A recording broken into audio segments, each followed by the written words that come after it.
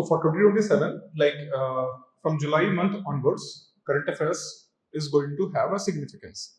Why am I using the word significance? Because majority of the current affairs, what we are going to see in month of July this year, it might be rolling over in the upcoming months, or it might be going to be complete and it will know moving further. So those current affairs in July, August and September month, especially in these 3-4 months, anything which is going to be there but finally going to be finished, then it is not going to be in the news. Fine. What it means that, for example, one case went to the Supreme Court where Tamil Nadu government have asked to revoke the judgment of Madras High Court, and the judgment is related to a person have converted to the Islam, fine, and he belongs to backward community. So now he converted to the Islam and he is still requesting for his backward class certificate. Now Madras High Court said that no, you no longer belongs to the backward community, you have converted your religion, and that is why that certificate cannot be granted. Fine. Now this matter is being appealed at the Supreme Court. By whom? State government, against the order of High Court. Now this matter is going to be a recurring matter. Why? Now the appeals is filed, fine, in the Supreme Court. Now hearing will happen, and in that hearing certain things are going to be discussed. Most important question in this regard is whether by changing religion, person's socio-economic status also changed. So a person can be denied for his certificate of backward community because the person have changed the religion.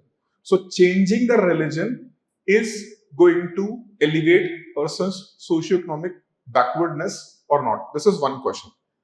Other question is if it will be allowed to give certificate, even a person is going to convert the religion, then what is a guarantee it is not going to be misused? Fine. So when court is going to give her judgment, his judgment, Supreme Court, then in the judgment of the Supreme Court, these two matters are going to be definitely addressed. So you should follow this news. Why? Because it related to the secularism, it is related to the religious conversion, it is related to socio-economic status of a person. What is actually socio-economic status of a person, and in what context it will be considered as a changed, and in what context it cannot be considered as a changed. So if a person have changed the religion, so in such case state should accept the person's not only religious identity but person's socio-economic identity is also being changed and uplifted. So he no longer or she no longer need a reservation. Fine. So such topics are rollover topic, and they have much significance, and which is going to be forward and forward and forward. Now see the close topic. In June, Maharashtra government have announced proposed change in RTI Act. Fine. RTI Act, Right to Information Act, allows both center as well as state to make necessary changes in the guidelines. Fine. In the guidelines for approaching to the authorities for information. Fine. So by using this power given in the RTI Act, Maharashtra state government have issued certain guidelines. And civil society, especially the activist Anna Hazare, have taken a front against that government proposal. And he said that his government is not going to roll over this proposed amendment. Fine. Then he is going to sit on indefinite hunger strike. Now Maharashtra government have stayed its order to implement those those amendments in the RTI. Now this matter is closed. So July, August, September, October, usually something which appear in the news, fine, it may carry forward for 4-5 months.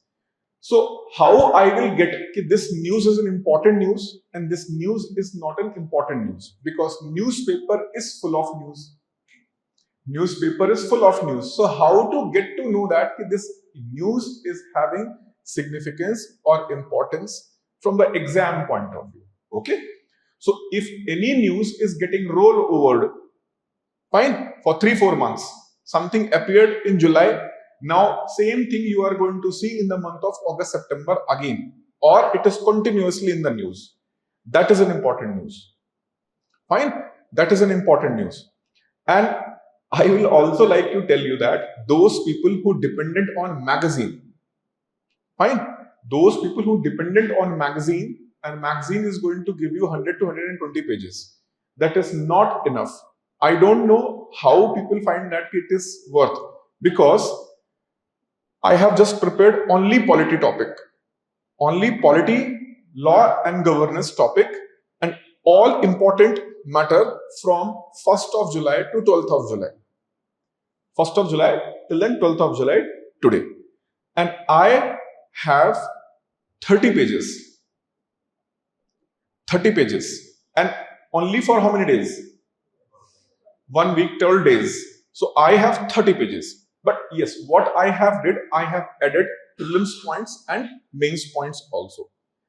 Though last time I have told that I will share, I have not shared. Fine.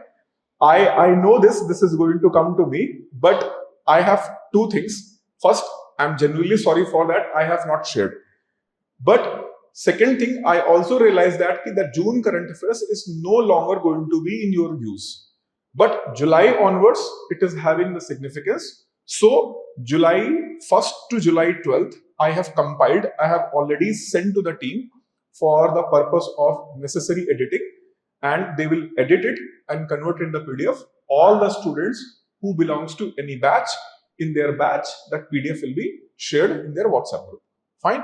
Those students who watch online only and they are not academy students and they have not access to any WhatsApp group, then once this live video will be converted and it will be uploaded, PDF will be uploaded there also. So I have already given. Fine. So this is not just telling you ki I will share, I have already shared. Fine. So I have already shared for polity part 1. I have went for 2 parts. Fine. And my modus of operandi is ki I have mentioned the news, then the key points of that news, then prelims point and mains point. How that news is relevant for the mains purpose, how that news is relevant for the prelims exam purpose.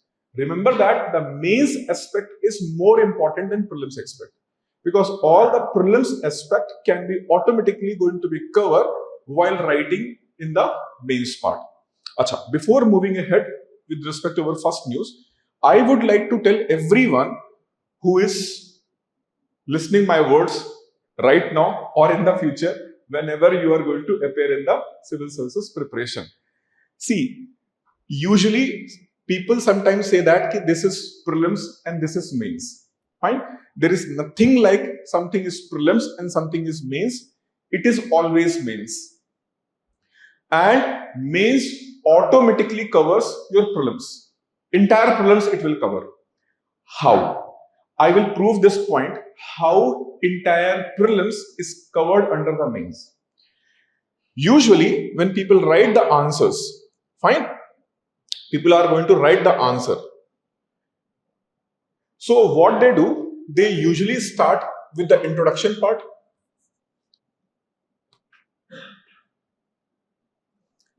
They start with intro, then body of the answer, and then way forward if required. If question demand way forward, then conclusion. Fine, conclusion. When you write an answer, usually this part, body and way forward, is in heading and points form. Give a heading, then mention a point. But one more very important thing on which you are going to get a marks. If you have did this work, maybe you will still get only 2 to 3 marks out of 10. Intro, heading point supporting example or case study of Supreme Court. Fine, case study of the Supreme Court means something case related to the Supreme Court, or report of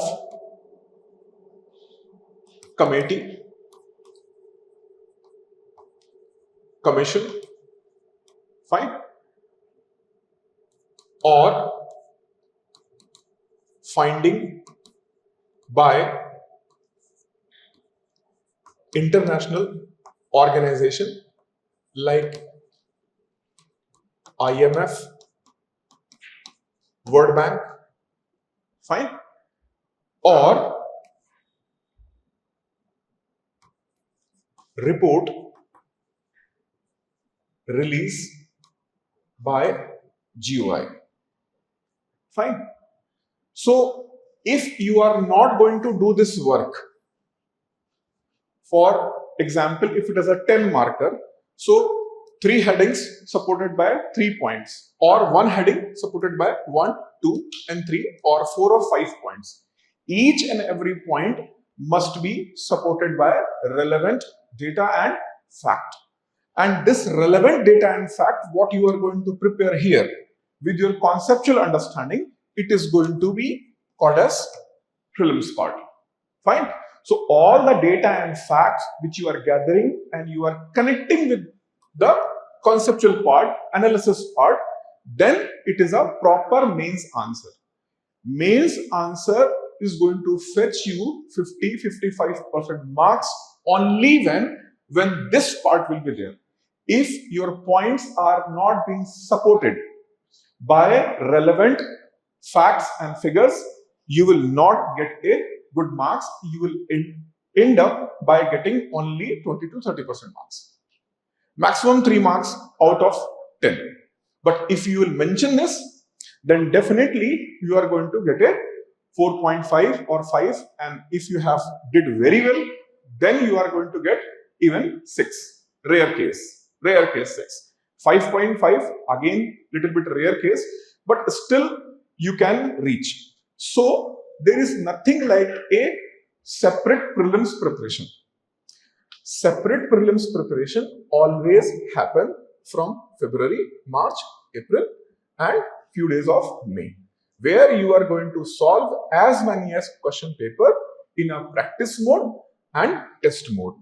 Practice mode means I will see the question, I will try to solve it.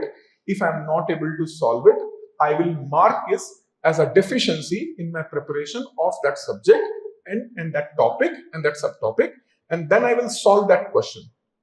After solving that question, immediately I will open my notes and I will mention that thing which I am missing in the test paper. So that is called practice mode. Fine. That is called practice mode for the exam.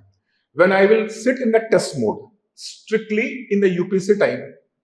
If UPSC is conducting the GS paper from 9 to 11, so I will sit in that session 9 to 11 in the morning and I will solve the 100 questions in a given time.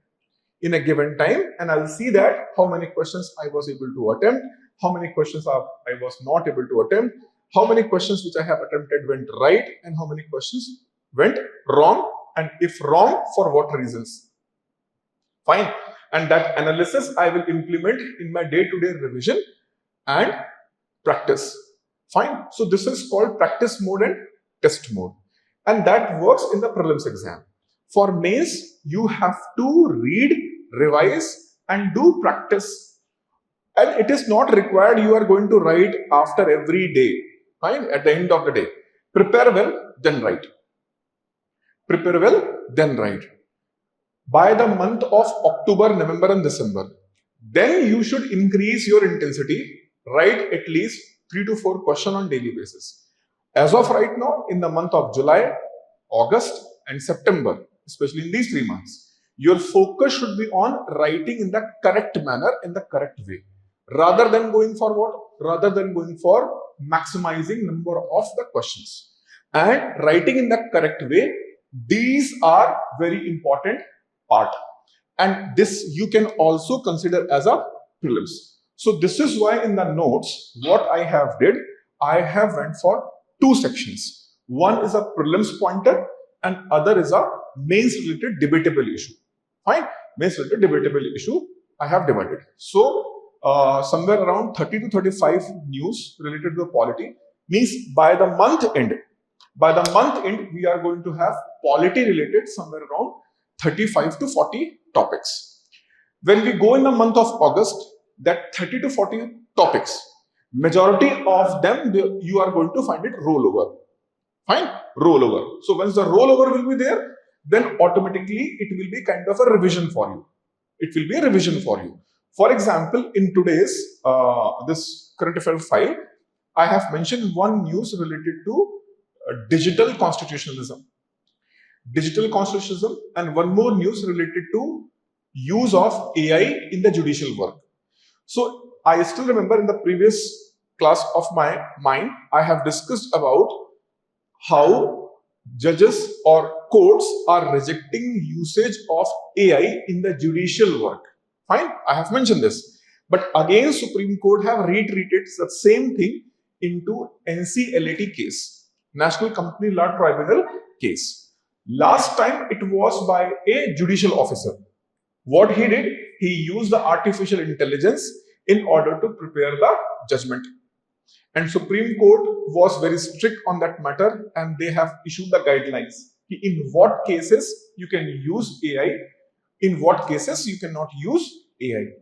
Now again this issue came. Now this time this issue is coming from where? This time this issue is coming from National Company Law Tribunal and National Company Law Appellate Tribunal. So first case went to where? National Company Law Tribunal. They said that you can use it. Fine. Then case went to National Company Law Appellate Tribunal. Fine. So in India, to resolve a kind of a matter which is related to the business conflicts, we do have Company Law Tribunal. Fine. So Company Law Tribunal is going to see those matters which are related to business and finance of a company. Fine. Once this matter is being listened by Company Law Tribunal, fine, NCLAT, National Company Law Tribunal, the matter referred to it, it is going to provide its judgment.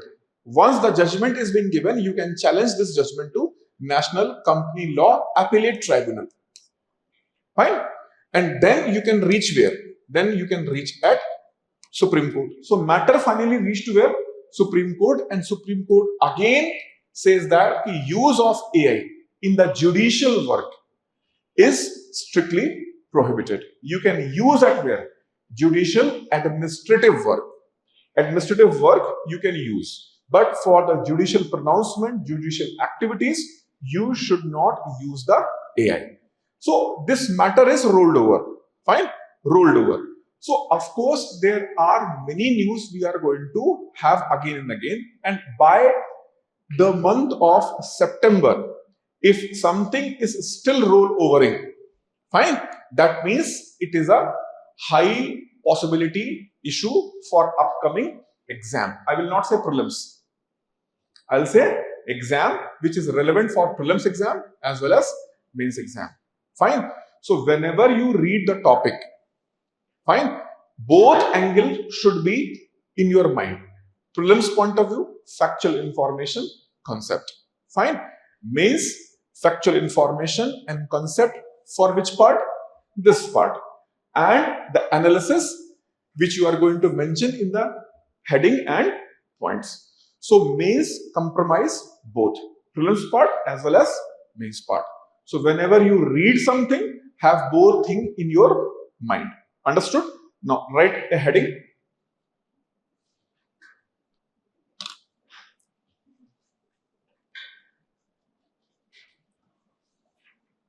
Privileged notice in Parliament.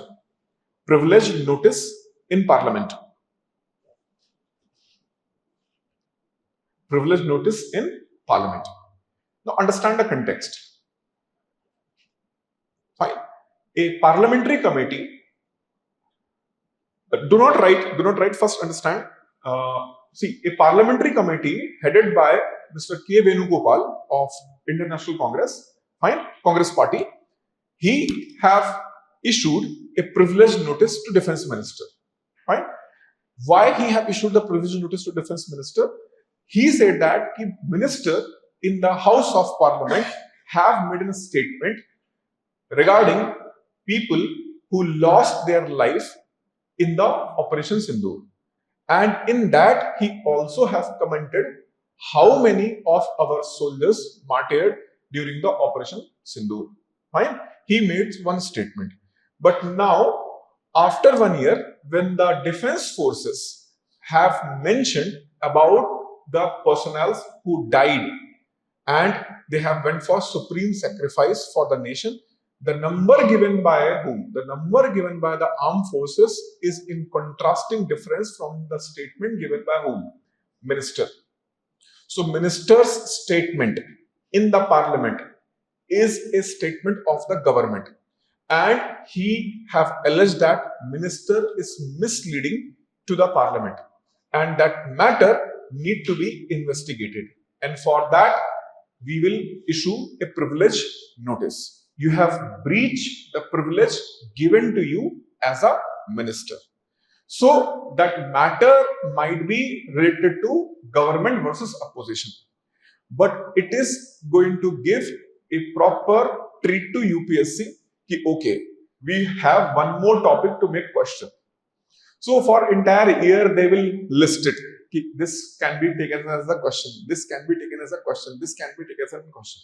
Might be question they will take it or not, but at least they should have at least good number of the topics, at least 250 themes in the polity they should have. Fine. So they should have 250 themes with respect to the polity, out of which suppose they are going to ask either 3-4 questions, or maybe they are going to ask 24 questions. Fine. So for that purpose, they got one theme related to what? Parliamentary privileges. So what are the parliamentary privileges and parliamentary notice? Just please write it down and I'll explain also. Right. A privilege notice is a formal written complaint. A privilege notice is a formal written complaint filed by member of parliament. Filed by member of parliament before the presiding officer of the house.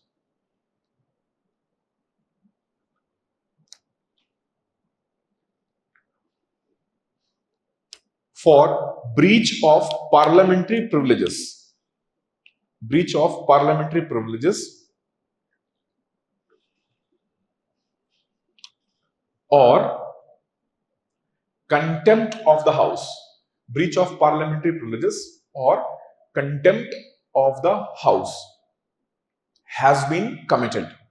Contempt of the house has been committed. Now give a heading: Constitutional Foundation. Constitutional Foundation. 4 articles are important with respect to parliamentary privileges. Fine. Right. Article 105. Article 105. It tells about powers, privileges. It tells about powers, privileges, and immunities. And immunities of parliament. Immunities of parliament and its member. And its member. So remember that. Power, privileges, and immunities. Fine. Immunities do not only belongs to whom? The member of the parliament. It also belongs to parliament itself. Usually the popular or logical perception in the mind of the people is only members of the house have this.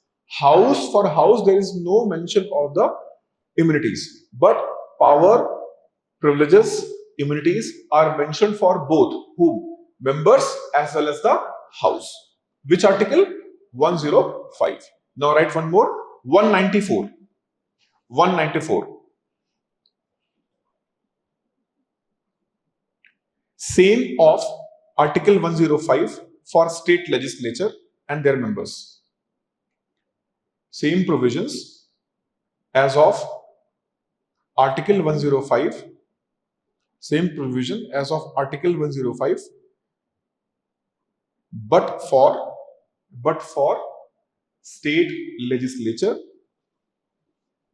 and their members. Okay. Now write one more. Article 122. Article 122 bars codes from bars codes BARS bar codes from questioning the validity of proceedings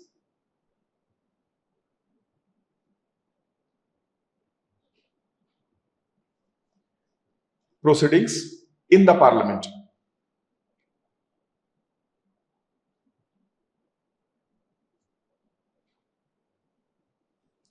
Now tell me one thing, parliament have how many parts? How many parts are the parliament in India? 2 or 3? 3, not 2. 3. What are 3 parts? President, Rajya Sabha and Lok Sabha in the correct order. So Article 105 says that privileges, power and immunity of Parliament and its members. So my question to you is, if the privileges apply to Parliament as well as its members, so means these privileges shall be extended to President or not? Because President is also part of Parliament and Parliament have privileges. So those privileges are going to given to Parliament. They will applicable to whom? President. Yes or no? No. President is precisely excluded from Article 105. And that is why there is, listen, I'll make you right. Listen carefully. There is a explicitly one article dedicated for privileges for whom? President. Why? Because President is excluded from parliamentary privileges. So remember this fact. What fact? President do not have an access to parliamentary privileges mentioned in Article 105. Okay? It is not applicable to whom? President of India. For President of India, Article 361. Right. Article 361 provides separate privileges.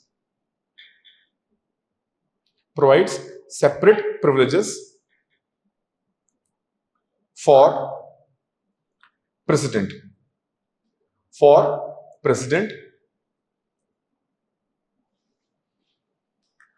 Who is not excluded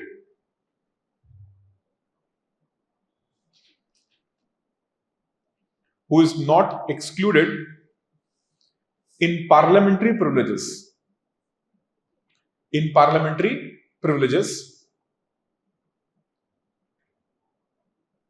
under Article 105. Under Article 105. And just write note here. Article 361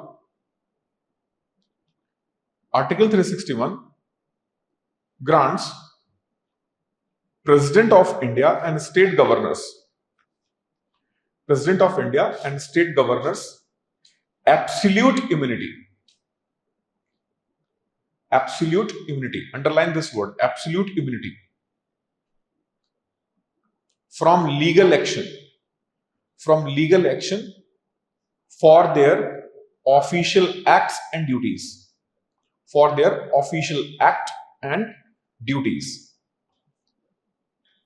Right further, during their term They are shielded. They are shielded from all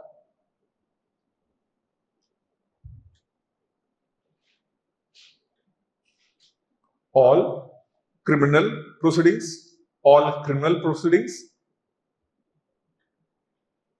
comma, arrest warrants, and imprisonment orders. Imprisonment orders.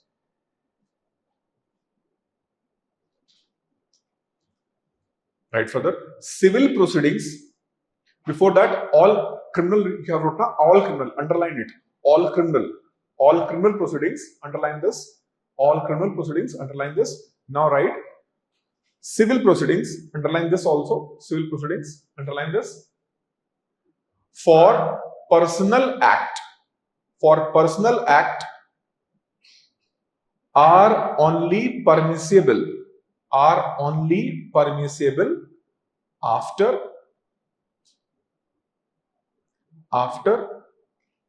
a mandatory 2-month written notice. After a mandatory 2-month written notice.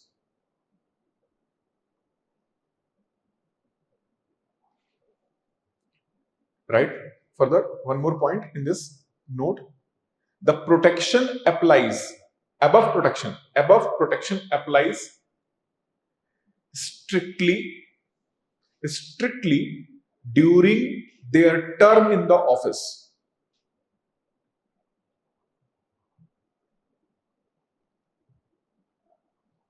Term in the office. They can be held liable. They can be held liable for personal or illegal act. Personal or illegal acts committed outside of their official duty.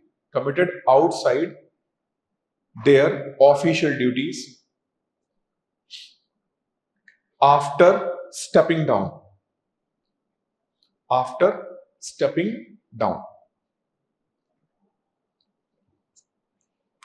Fine. Now this note is over. Now write in the next line. You can put that note in the box. Fine. Put that note in the box regarding who? President's privilege. Okay. Now write Article 105. Article 105 explicitly guarantee two privileges. Explicitly guarantee two privileges. Freedom of speech in Parliament.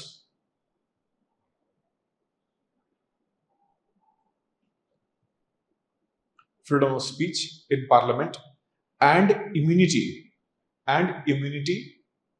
of MPs.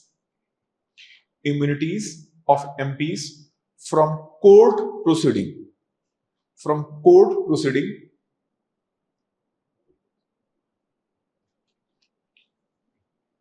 For anything said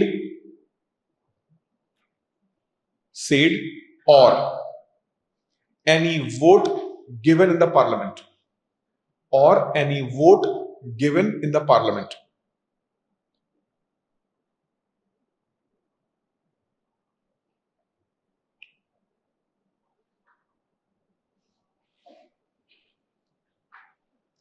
Now write the next point. The original 1950 Constitution. The original 1950 Constitution directly imported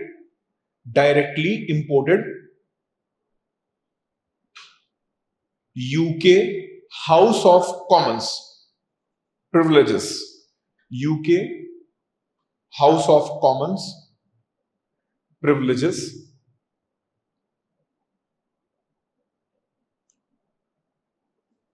in wholesale.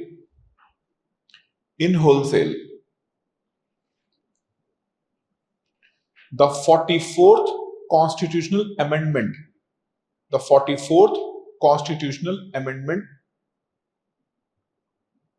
changed the clause 3.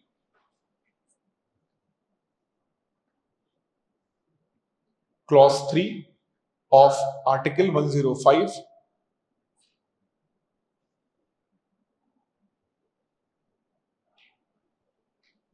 and says that privileges shall be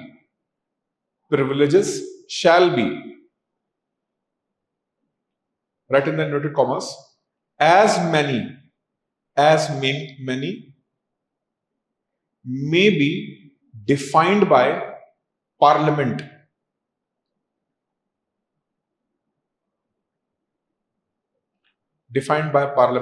by law. Parliament by law. Right further. And until so defined.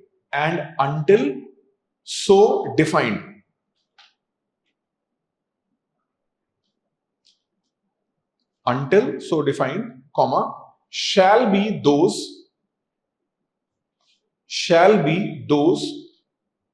of the House. Shall be those of the House immediately before the coming into force.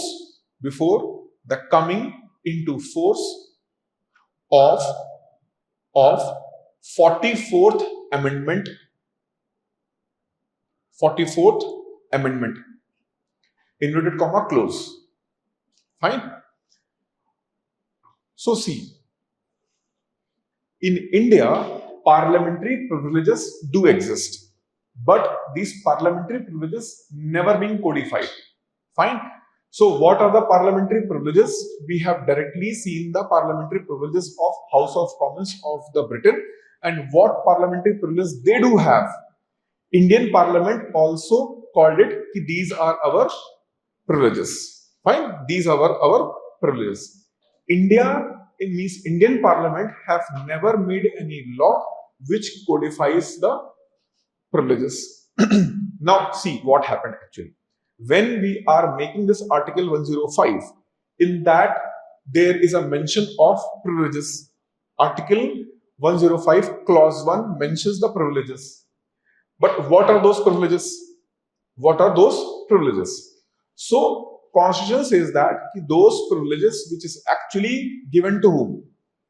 House of Commons member, the same amount of privileges we are going to define as a privileges. Fine. So the definition of the privilege in India is based on the definition of privilege at where? UK. Now 44th Constitution Amendment have made this thing. The parliamentary privilege must be defined. By whom? Parliament.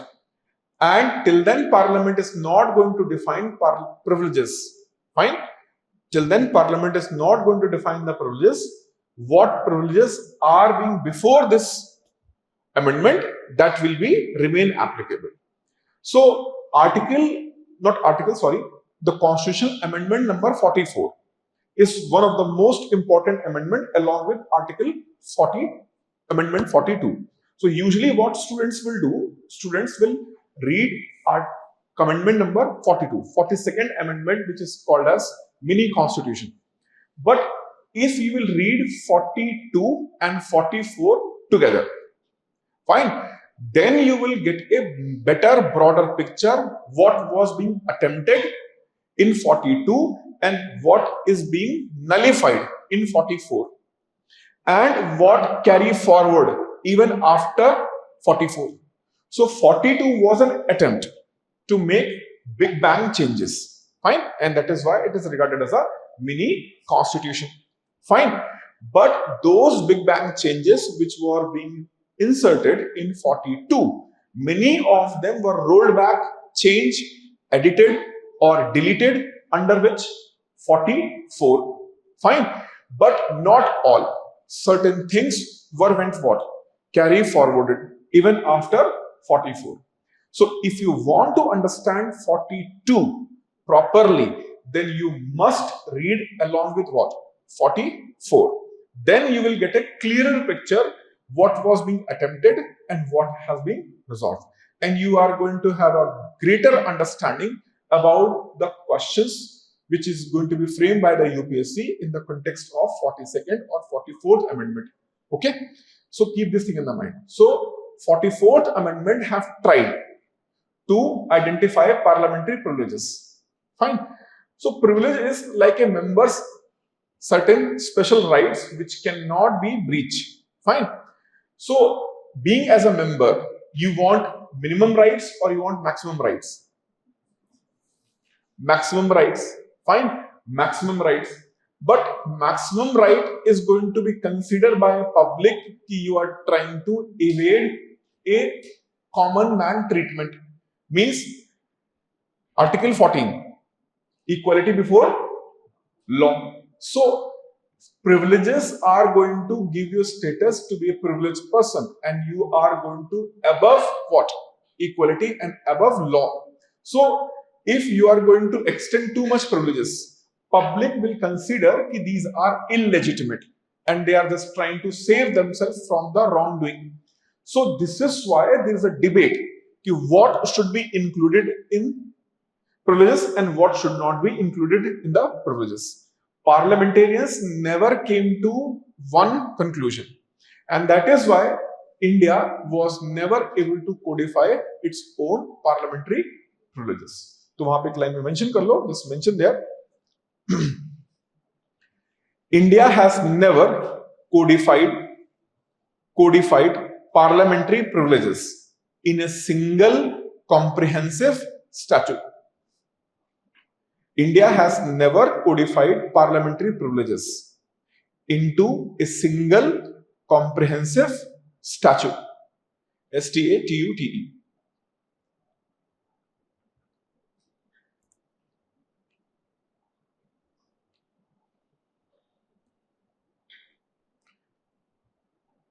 Now give heading, what is breach of privilege? What is breach of privilege?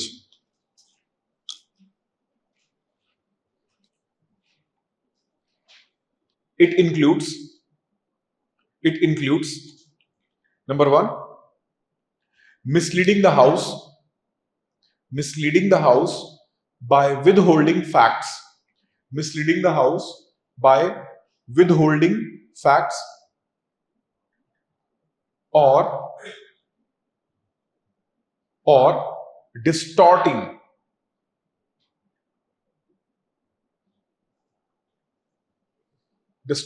existing facts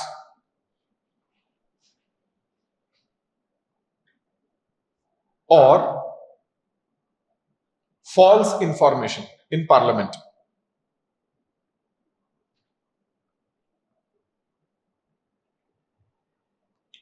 Number two, obstructing an MP in discharging his parliamentary duties.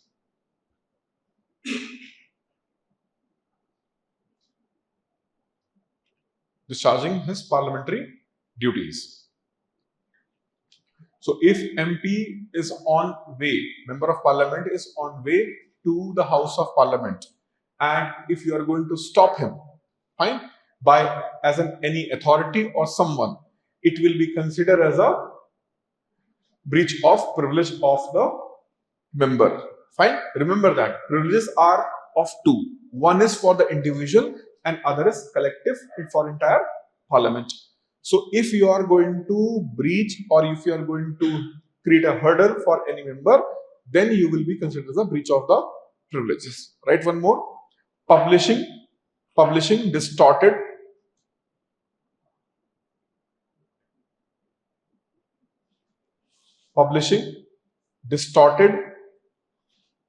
or misinterpreted information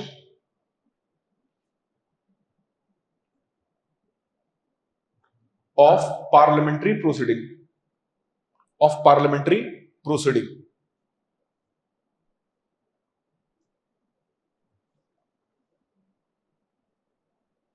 Next, threatening or intimidating threatening or intimidating a member for action, threatening or intimidating a member for action taken in parliament.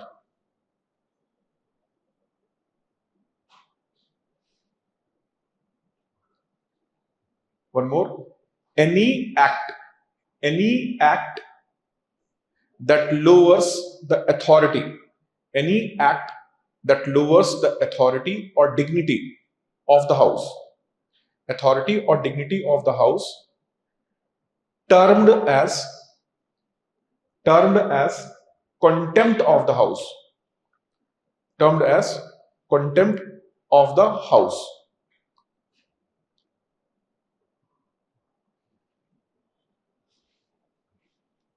Now, right, the breach of parliamentary privilege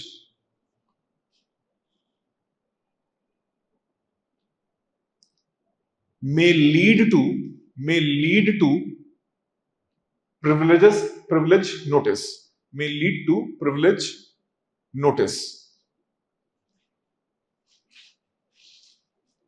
The privilege notice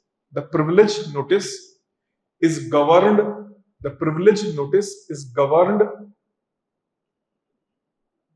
under rule number 222, of rules of procedure and conduct, of business, in Lok Sabha, and rule 187 for Rajya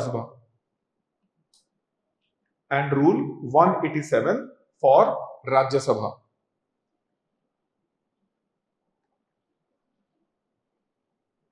The process have 5 steps.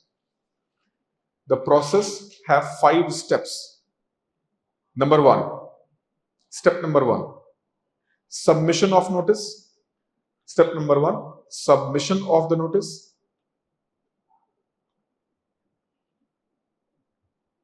Number 2, conditions of admissibility.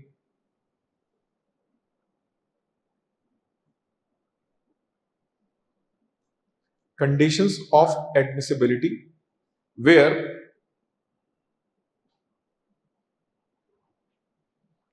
presiding officer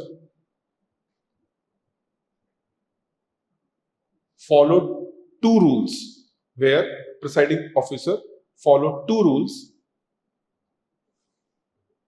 That is, specific matter of recent occurrence.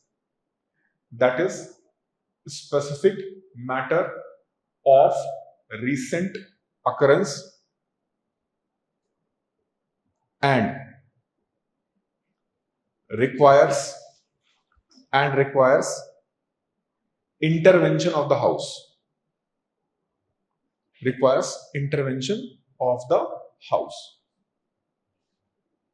Fine.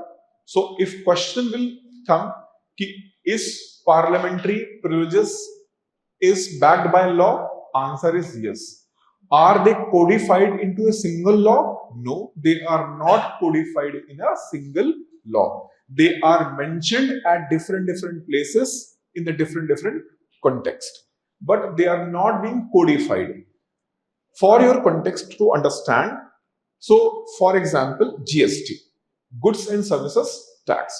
So what goods and services tax? It has codified entire indirect taxes into a single law. So when any law have provisions in the different area and they're dispersed, fine, and we are going to put all those dispersed laws at one place, the process is called as codification. Fine. So that is called codification, like criminal procedure code, BNS. So all those things we have mentioned at one place, the process is called as codification. Fine. So in India, parliamentary privileges are still not codified.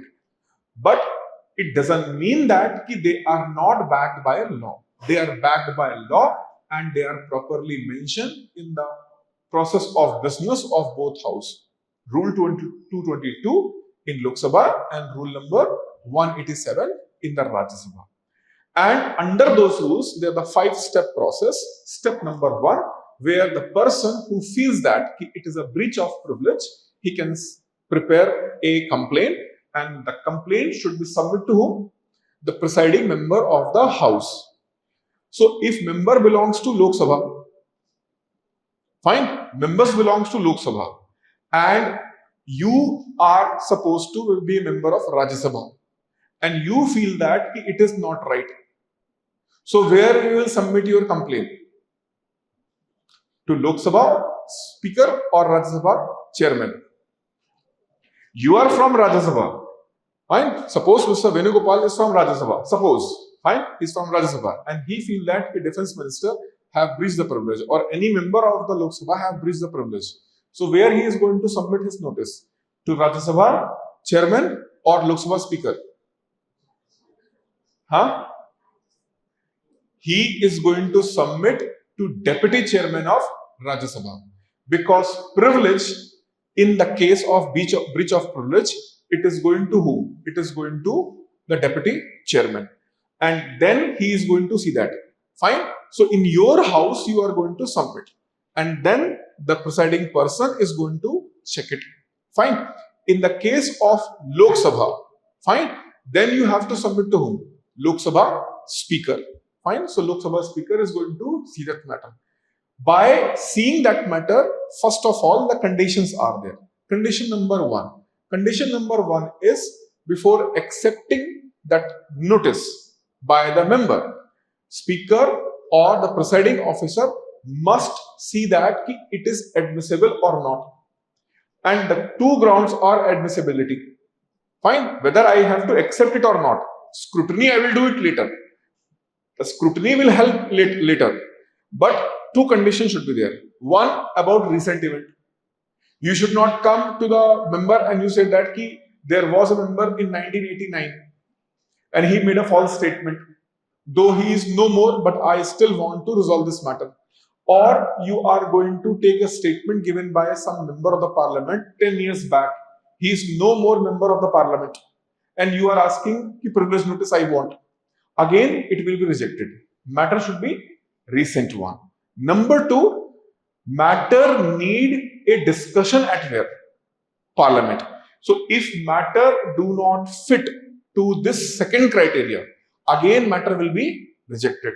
And here the discretion of the presiding officer is absolute in the nature. He can accept it or he can reject it by saying that it do not fulfill the second criteria. Fine. Or even first criteria. But if he will accept, fine.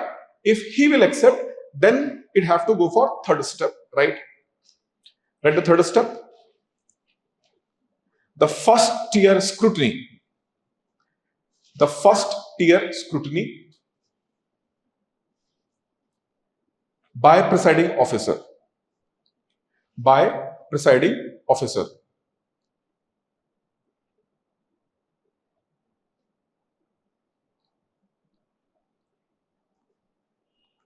By presiding officer.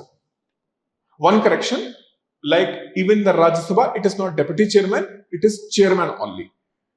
Privilege committee is going to be nominated by deputy chairman, which I will make you write. Just remember that in the Lok Sabha, presiding officer, whom?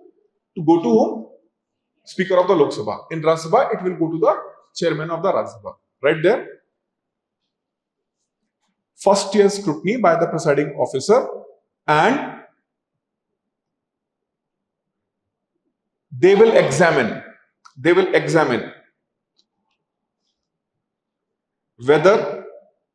whether a prima facie, prima facie, FACIE, prima facie, that is a first sight. Fine, prima facie means a first sight. Case of breach of privilege exists. case of breach of privilege exist or not?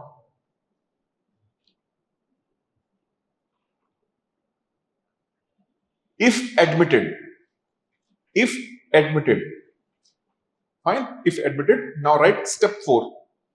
Step 4, leave of the house. Leave of the house. Step 4, leave of the house. If objection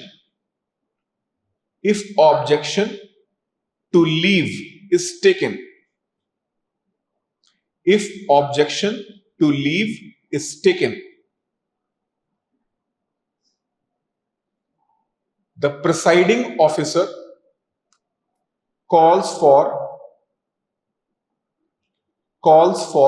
show of the hands.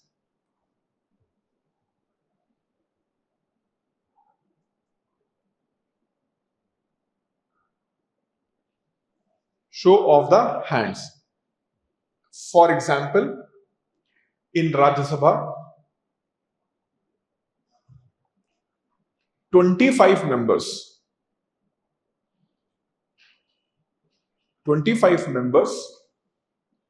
should raise the hand.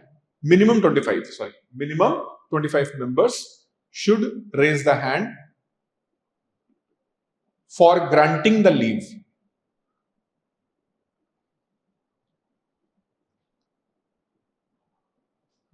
Granting the leave. If not, notice will be lapsed. If not, notice will be lapsed.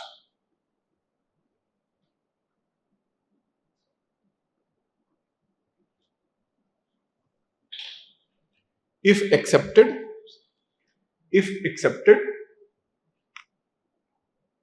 it proceeds to step number 5.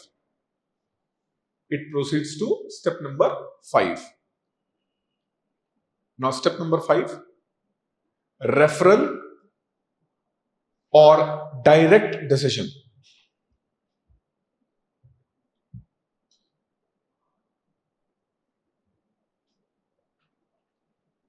Presiding officer can take his or her decision on the floor itself,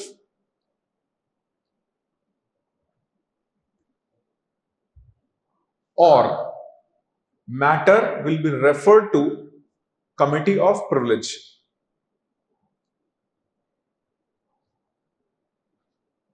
Committee of Privilege, underline this, Committee of Privilege or Committee of Privileges. Committee of Privileges of the House.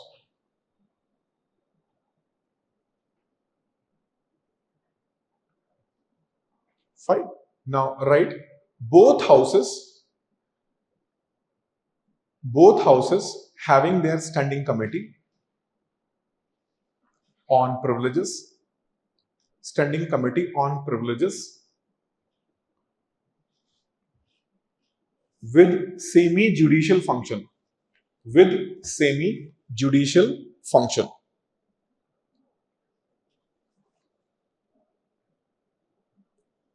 In Lok Sabha, it has 15 member.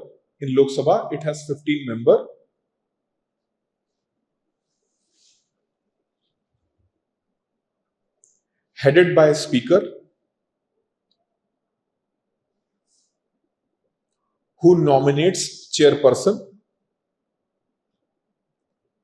Headed by a speaker who nominates chairperson and have 15 members.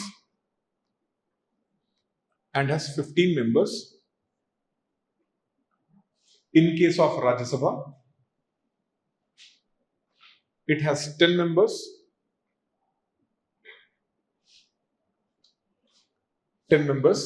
And headed by deputy chairman.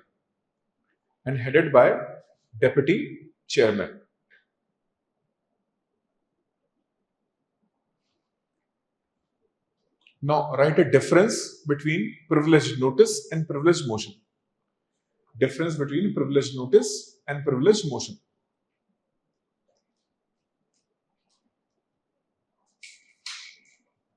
Number one, privileged notice is an initial stage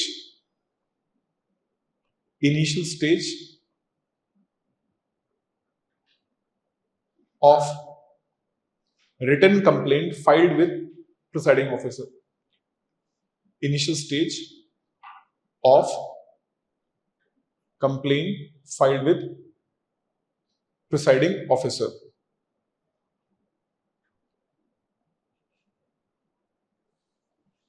Whereas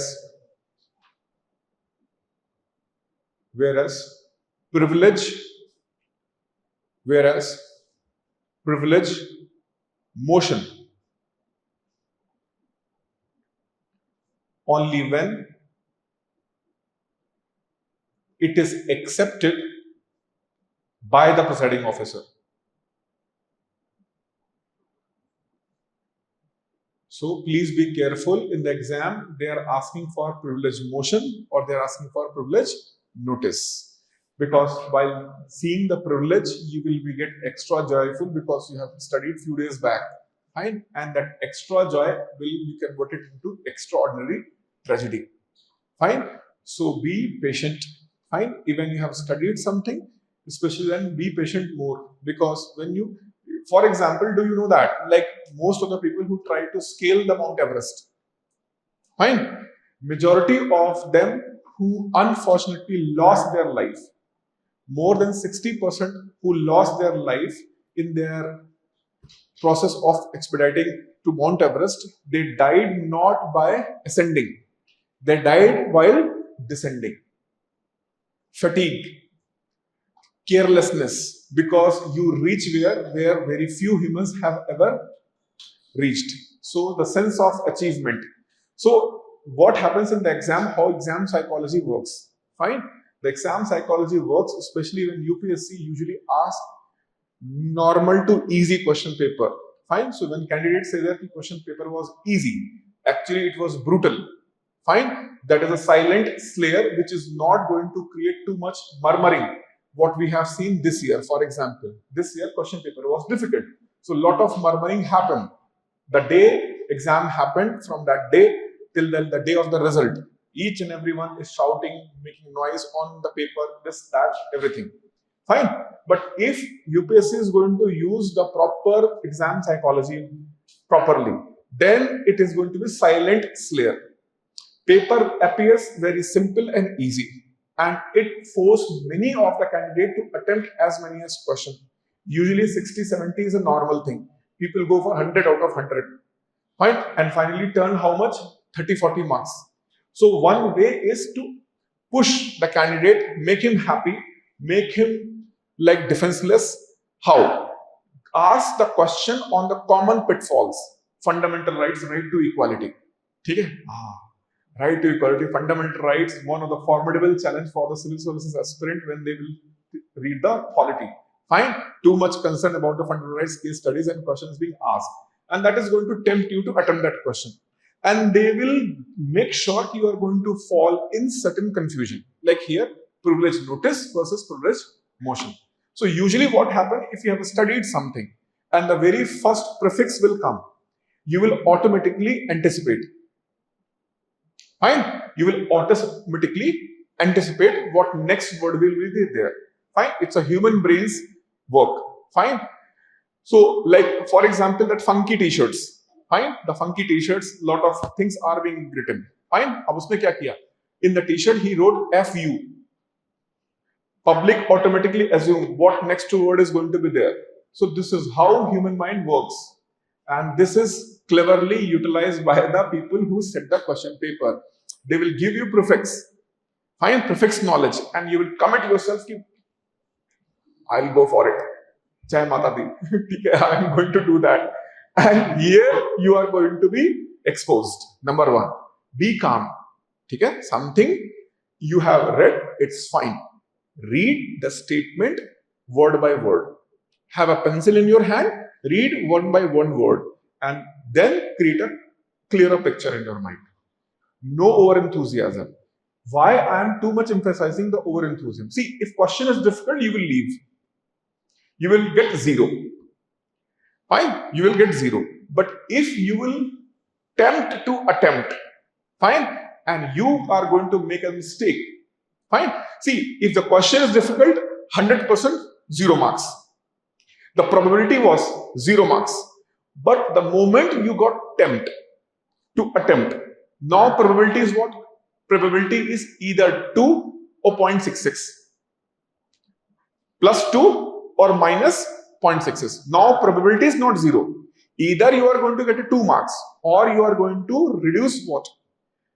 0.66 you are going to reduce. Fine. There are 2 probabilities. When the question is difficult, only one probability, 0. Because you are going to skip it. So now here the high risk approach, either 2 or get what? Minus 0.66. Now what will happen? If you are not consolidated your concept and you are being more joyful and happy because you have find something which is you have read. So in that joy, you are going to make a mistake, and with that, there is a 75% probability to get what? Minus 0.66 and 25% probability to get how much? 2 marks. So if you have already crossed the cutoff in your category and you are comfortable, then do not go for such questions where you are not very sure. Fine, do not go for that, because it is going to convert into a huge loss. And especially this type of the question where you are having faded memories. People these days call as my gut feeling saying that. So gut feeling kuch bhi nahi hota, sara brain hota hai. Everything is brain, and brain is giving the signal to what? Gut and any part of the body. So if your brain is getting fainted and the blind spot came, you are not able to recall the information beyond the prefix. Don't go for it if you are already comfortably crossing the boundary line. If it is a life and death case, fine. So prefer to try to live by defying the death. Understood? So if you are below the cutoff, then you do not have a choice. Take your chance, go for it. At least you have made an effort, but not reckless one. कि कुछ भी कर रहा है, अक्कड़ बक्कड़ बम्बे बोल, सी पे आया तो सी पे लगा दिया. No, not in that way. Eliminate at least 2. Until unless you are not able to eliminate 2, there is never a probability to get a marks. Fine. Now, if you are able to eliminate 2, now 2 are left. Before going for this question, you are having 75% probability of incorrect and 25% probability of making correct. Now you have eliminated 2. Now your probability of getting the right 2 marks is increased to 50% from 25%. तो पूरा calculation होता है, mathematics होता है, analysis होता है. So analysis, mathematics, calculations that work and that mean going to make person name 6 digits in the prelims result going to be declared on 10th or 12th of July. Usually, fine. Sometimes 15th or 16th, 17th of July. But usually in the second week of the July, you are going to find your roll number mentioned at where? Mention the UPSC result. And by God, the first time you are going to see your roll number, you want to publish here. I am also an achiever. No, I am telling you seriously, the first time you are going to find your roll number, it doesn't matter how much confident you are. Before the result, everyone shakes. Fine. And the moment you are going to find yourself in that list of 9,000, somewhere around 800 candidates, fine, appeared 6.8 lakhs, and you have won and you reach to that list, that is also a sense of achievement, and that is going to give you like power punch, a boost of the confidence. Fine. So even if you are not very hopeful for clearing the mains, I still insist the students go for the prelims. Fine, go for the prelims, because the kind of the confidence you are going to gain to clear the prelims, fine, is going to work as a force multiplier in your next odyssey of this civil services. Fine. So at this point of time, all of you who are thinking about the skipping the 27 attempt, remove that idea, drop that idea in the Godavari, fine, and then come back and prepare for what? Prepare for your 2027 serious attempt. If your optional is not over, it's fine. But if you are able to finish your optional by December this year, then you must go for attempt in 2027. Even 6 attempts are more than enough. After 4th, people get exhausted. Fine. Beyond that, usually people do not have a capacity, to be very honest. Even if you have, it's going to be a opportunity cost loss. Why? 6 attempts means you have to reach, if you have started at 21, 22, you have to go to 28, 29 or even 30. Fine. Maybe you have taken a drop in between. So in 6 attempts, usually people take 1 drop. Fine. So that 6 years will turn into 7 years. And here people make mistake. 1 attempt is not 1 year actually. 1 attempt is 18 months. Notification will come January end or February first week. So February, then prelims happen in May. Fine. Mains happen in August. Fine. Interview starts in December. December, last week. Fine. They'll start the interview. They will go to till then March. Fine. Interview will go to the March. So notification came at where? 2026 February. So 2026 February, and the final result will be declared by the UPSC in the April last week. So it is going to take 15 months minimum. So 1 attempt is going to take how many months? 15 months. Fine. 6 attempts. 6 attempts. How many months? 90 months. Divided by 12. How many years? How many years? 7 point something. So this is what I'm. In between, if you have taken 1 year drop, then the process is going to be of 9 years completely. So you started as a young and you retired as a old. Fine. So that 10 years, 20 to 30, they are the most productive part of your life. So plan it properly. 4 or 5 years I have fixed for my civil services preparation. I'll give my 100% that. In case of, unfortunately, if I'm not going to clear, then I am going to make my decisions. So remember that any plan should have 2 things: entry as well as exit. Why most of the plans fail? Why your most of the time schedule fails? Because you do not have an exit plan. Aapka exit plan hai hi nahi wahan par. If not happen, then I will do what? So when you are planning, make sure you have put a what? Exit route. If it will not happen, then what I will do? It's a very important term in the finances. Those people who put their money in the risky assets. Fine, gold price is rising. Thoda aur rise hone do. Rising. Thoda aur rise hone do. Okay? Rising. Thoda aur rise hone do. Next day you woke up in the morning and it went drop. So here, once it reached there, so the finest investors, they have their cutoff point. If the asset value is going to rise by 11% or 12%, 13%, moment it is going to cross 13%, withdraw. Because it is threshold. Beyond that, it is going to make my investment too risky. And similarly, they have downturn also. So asset is lying at 7%, 8% returns. Fine. So you have invested somewhere, it is giving you 8% of return, sometimes 9%, sometimes 7%, 7.5%. In this way, it is giving the return. So he has set the upper limit as the lower limit both. So if the investment go below 7.5% or 7%, I will withdraw from this asset and I will invest somewhere else. Similarly, if it is going to breach 14%, I will also withdraw. And public are like, yeah, it is rising. He said, fine, I know it's rising, but not rising for long. And because the day it is going to drop from 18%, it will drop to 6%. So I'm not going to take the risk. So do this calculation.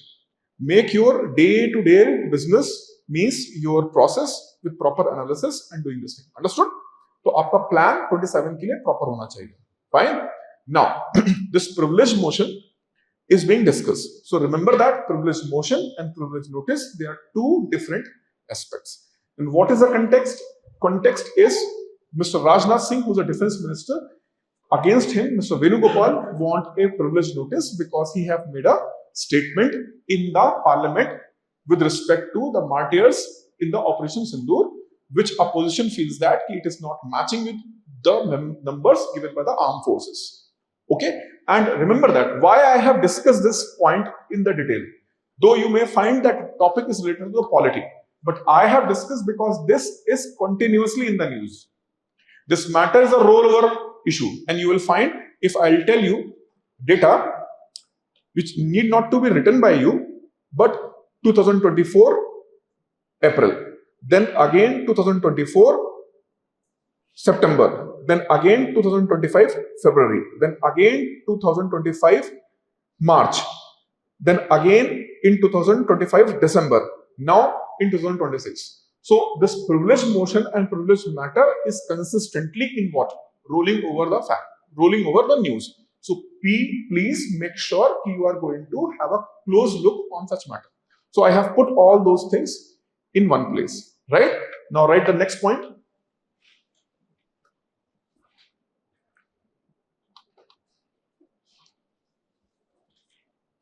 Next news.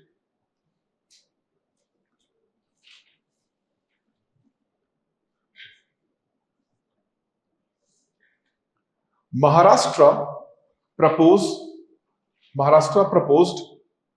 domicile proof.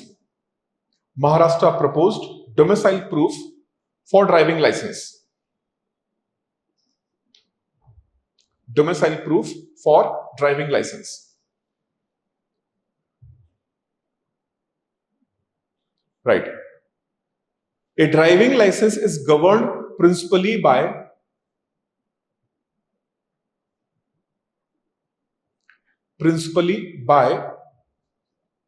Central Motor Vehicle Act 1988 and its rule.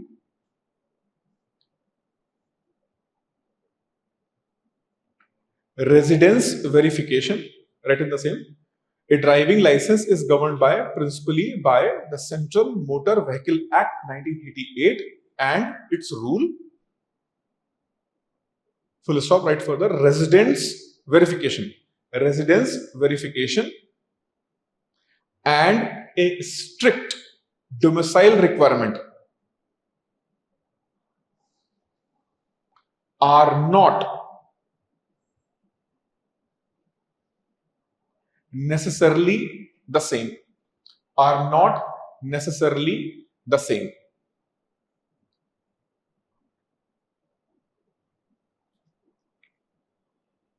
Are not necessarily the same. Now, see why this matter is in the news, and it's a rollover issue. That's why I have mentioned, though it's a state-related news, but it has created wider context. You can write this issue, right? This issue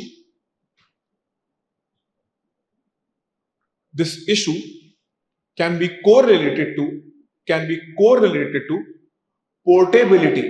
portability of public services. Portability of public services,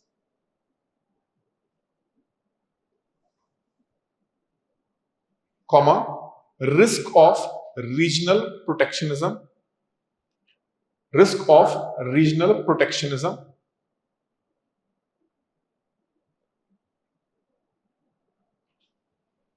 and create an issue for internal migration.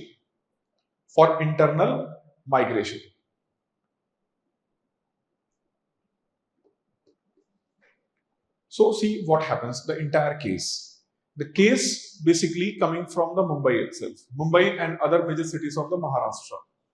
So like we do have in Hyderabad also bike taxis. Fine, bike taxis. So in bike taxis, what is happening in especially in the city of Mumbai? Now these days, many of the people, they are preferring to go for bike taxi because they relatively, in comparison to the auto taxi, they are cheaper. They are cheaper and they can reach easier because two-wheeler can go in the dense traffic. Three-wheeler and four-wheeler are going to face an issue. So these reasons are a reason why bike taxis are getting more popular. And because of the rising popularity of the bike taxis, the three-wheelers and four-wheeler taxis are losing the prominence in the market. So they have questioned the legitimacy of the bike taxis itself. Because taxi means yellow number plate. Two-wheeler, which is basically a what? a white number plate in individual vehicle. So how an individual vehicle is going to be considered for this one? So this is one legal matter. Fine, one legal matter where the law is silent. So that is why bike taxis are being running. There is no proper rule frame for that. So bike taxis are working. Now state have this power to ban this taxis. Fine. So now one more thing is there. Majority of the taxi union people, they believe that these people who are having this bike taxis, they are basically migrants from other state, and they are able to get taxi license not easily if they will apply for three-wheeler and the four-wheeler.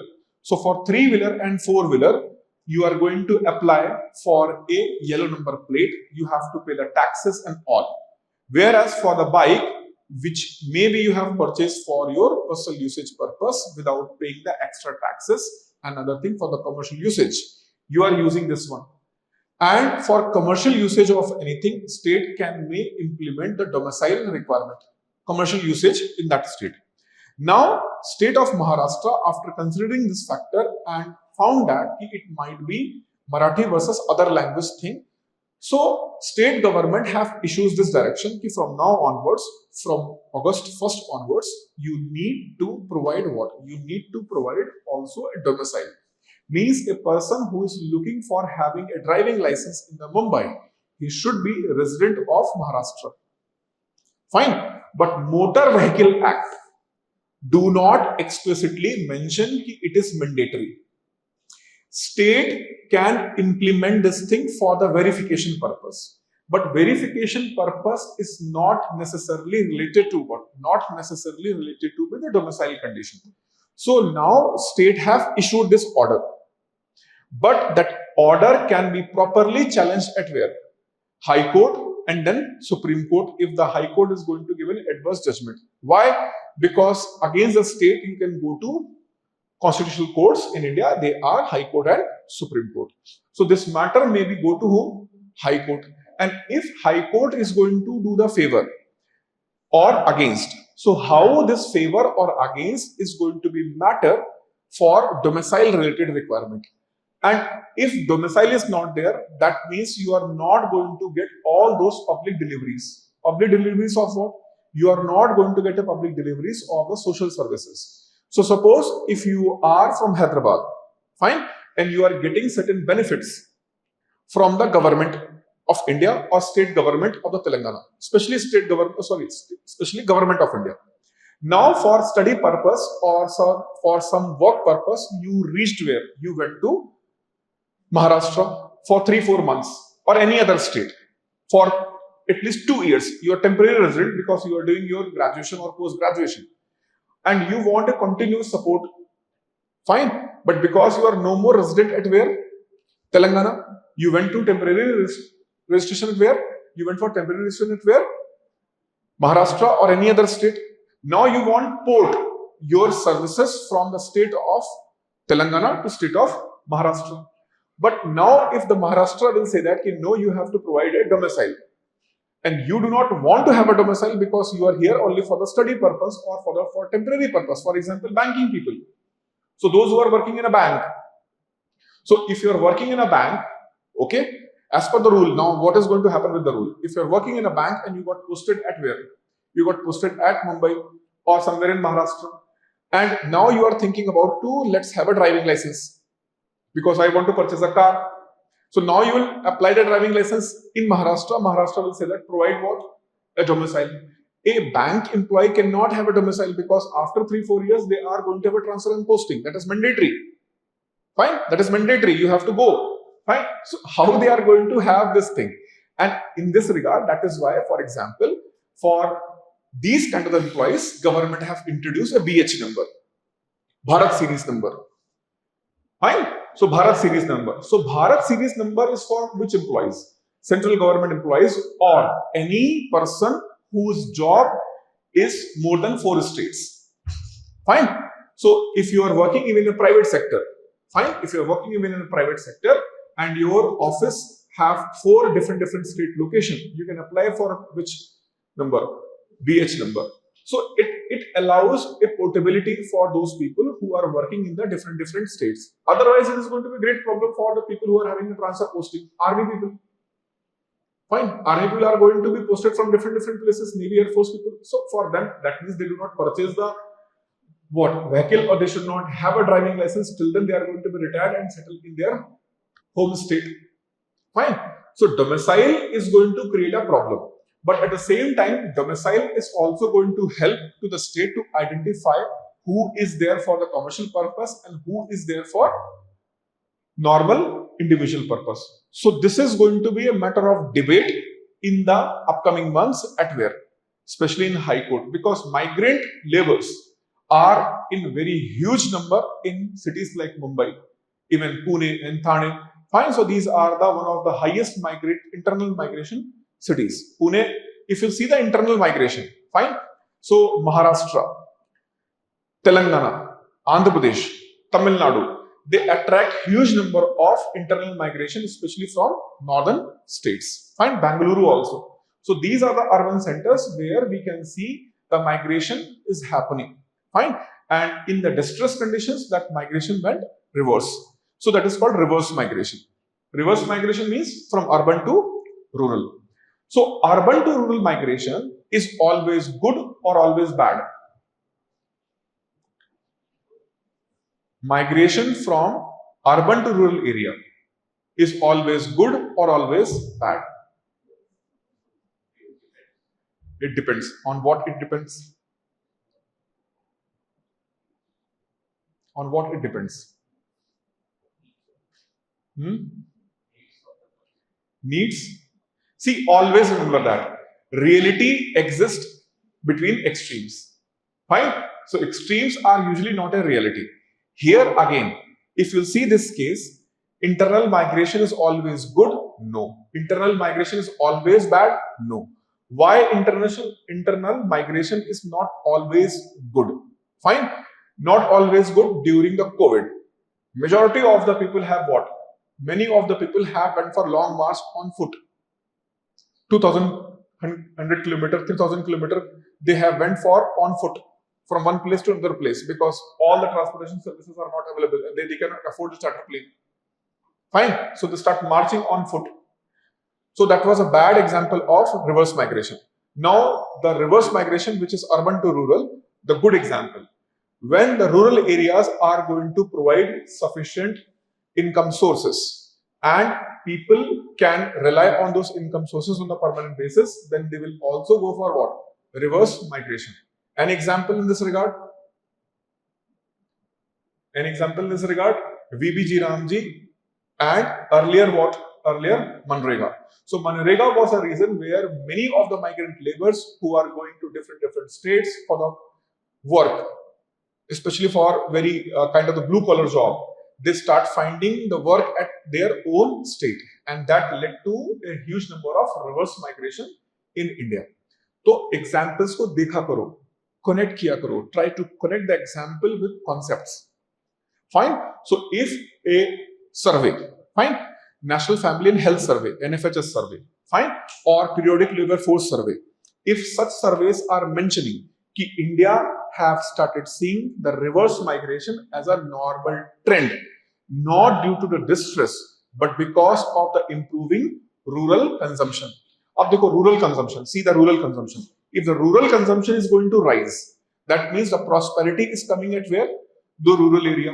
So if the prosperity is coming to the rural area, that means rural area is able to generate the income. And if the rural area will start generating good income, so those people who went to rural to urban area for search for employment, they'll start migrating back to their rural areas. And that is a good example of reverse migration. Fine. Now, see, when rural consumption will increase, what is the main activity of the rural area? Agriculture. So if agriculture is going to improve, then urban consumption is going to improve.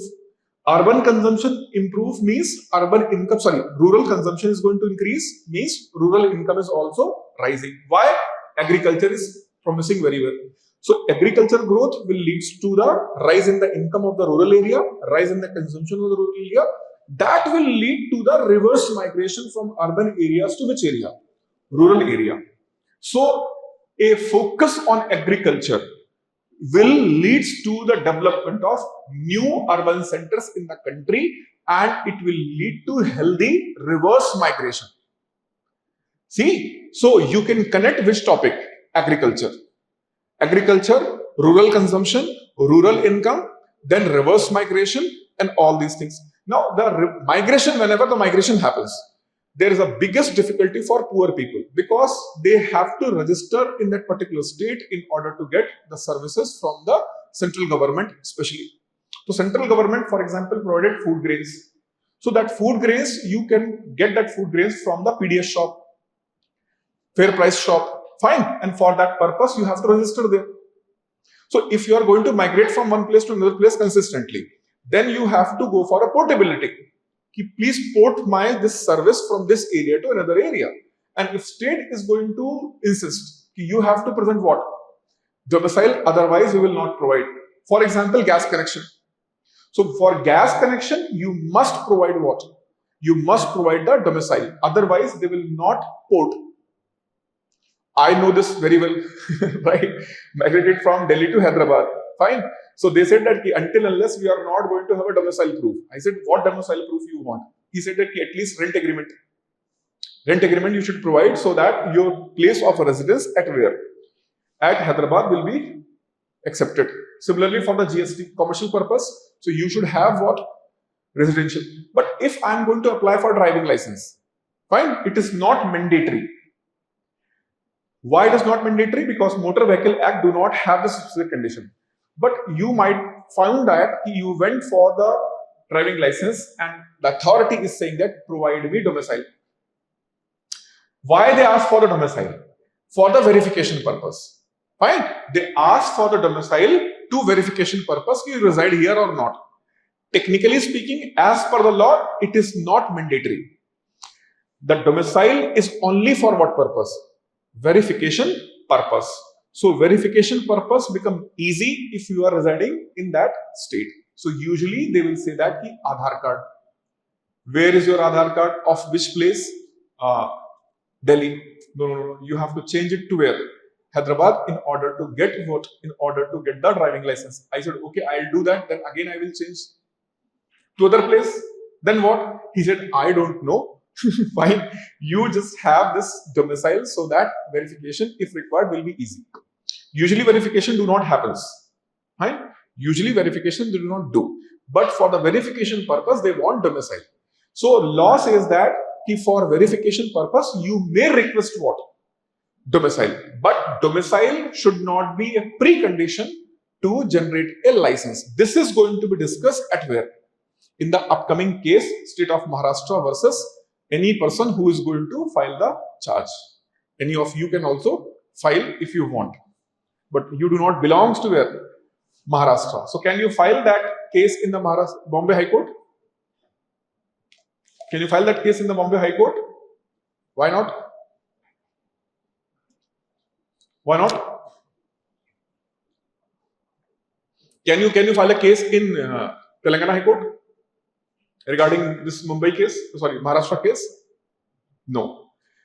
High courts are having their territorial jurisdiction, number one. In that particular state, if you want to file a complaint, you must be a resident of that state. Fine. Example batata hu. Pawan Kheda. Before the Assam election, he made certain statement and Assam Chief Minister and his wife, they said that these are the defamatory statements. These are the defamatory statements and we want a case against him. Immediately, because he is a Chief Minister, immediately police have filed a FIR against him and lookout notice is being issued. When the lookout notice is being issued, fine, lookout notice issued and Pawan Kheda have resident in Delhi. But immediately he filed an application at where? Telangana High Court. Fine, he filed an application at Telangana High Court. So people got strange. Case is filed at where? At where? At Assam High Court in Assam. But he is filing anticipatory bail or bail at where? Telangana. How it is possible? Because as per the established document, his wife belongs to where? Telangana. His belongs to where? Telangana means she is a domicile of what? Telangana. So because of that, he is also domicile of Telangana. He have an Aadhaar card of Telangana. That means he can reach to the High Court to prevent any arrest. So Telangana High Court can take this case when the person who lives in Telangana is under any kind of possible arrest. So he reached to which court? He reached to the Telangana High Court. But before that, he actually went to the Supreme Court.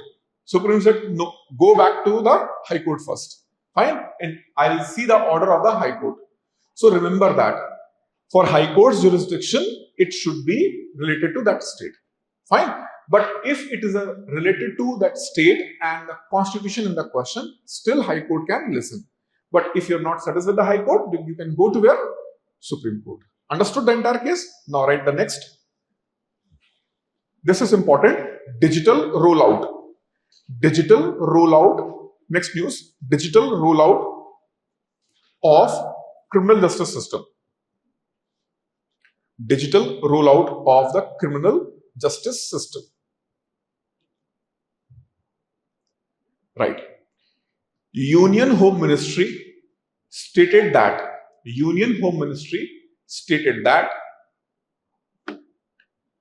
the investigation and trial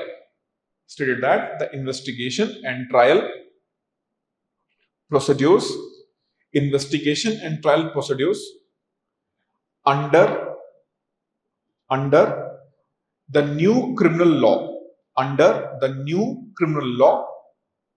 would move towards an end-to-end digital system. Digital system by 1st January 2027. By 1st January 2027.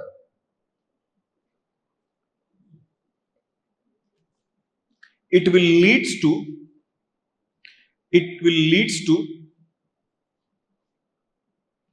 implementation of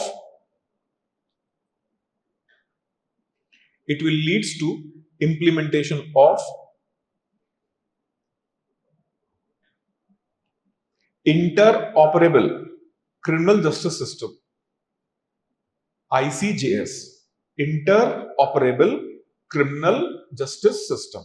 Underline this term and write it about. What is ICJS? Interoperable criminal justice system. Right. Is a national digital platform.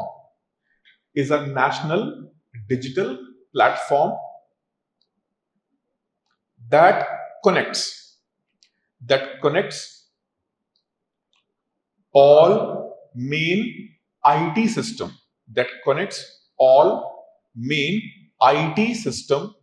Used by different pillars of criminal justice system.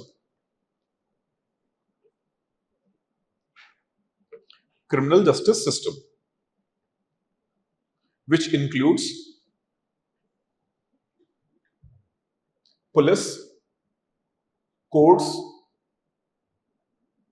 prisons, forensics and prosecution. Police, courts, prison, forensic and prosecution. So that data flows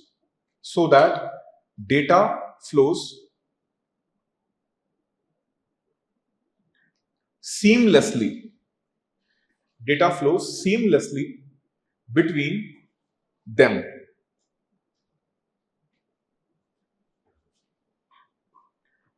Right. ICJS will integrate number 1, crime and criminal tracking network system. Crime crime and criminal network system, CCTNS of police,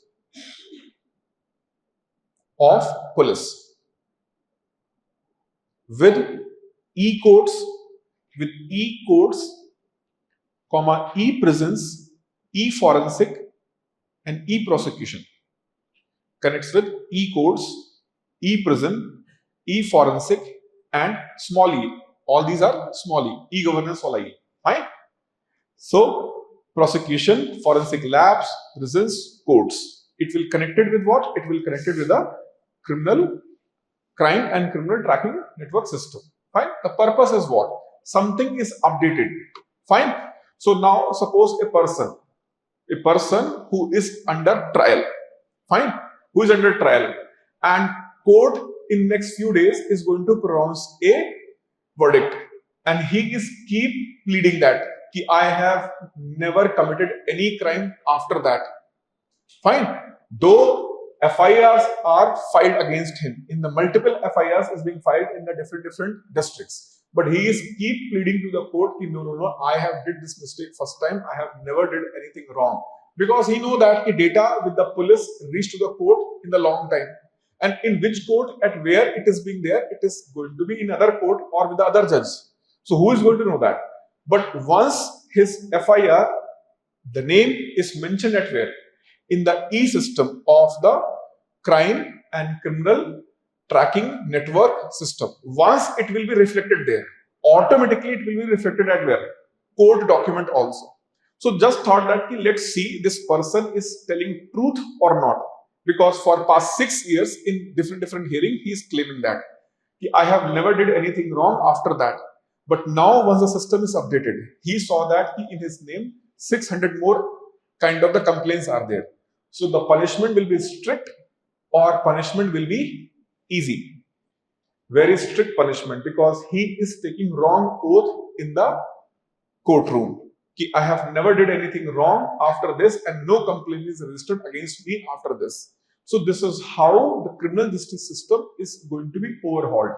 And remember that in India, 3-4 reforms are urgently required. One is agriculture sector reforms for the purpose of achieving the goal of Vikasit Bharat. But apart from that, the police reforms and the judicial reforms are also required. When it is about judiciary, that thing goes little bit more complex. Fine. Judicial reforms may include the appointment of judges, which is outrightly denied by Supreme Court in the NCJC judgment. Fine. National Judicial Council, they have rejected it. So where the scope of judicial reform exists? Administrative reform. Number of the courts, their proceedings, they are lengthier. Where in Bollywood there is a film, fine, and a movie, and in that one famous actor whose name is Sunny Deol, he has given this famous dialogue, Tariq pe Tariq, Tariq pe Tariq, Tariq pe Tariq. Means date after date, date after date, date after date, we are never going to get a judgment. And this dialogue is being discussed by many prominent judges, senior judges of the Supreme Court, and they have shown the concern. For example, if Supreme Court is going to listen your case today, start listening your case today, the probability is, if your case is being registered today in the Supreme Court, it will take another 24 years to solve that matter. So the number of pendency in the Supreme Court today means not today, means tomorrow. If Supreme Court is going to say that, okay, we will not take any case further until unless all existing cases are going to be finished. It will take minimum 24 years to finish all those pending cases. Fine. So pendency of the cases, too much litigation, fine, too much lengthy process, all these things, they urgently require judicial reforms. Fine. Same thing in the police reforms. Many of the police stations still do not have a CCTV cameras. Fine. So police reforms and these reforms. Though for other reforms like education reforms, government already have which policy? National Education Policy 2020. But again, that policy is not widely accepted by all the states. And that is why still its implementation is in limbo. Fine. So in this way, we have to concern about certain issues. Understood? So this system, which is the digital criminal system, is going to implement what? it is going to implement an interoperable criminal justice system so that all the courts can listen, see, and update at the same time. Update at one place, update at every place. Fine? So this is the purpose. Understood? Right further. It works on the principle of one data, one entry. It works on the principle of one data, one entry. Chhattisgarh High Court dismissed a petition seeking stay on state order prescribing recital of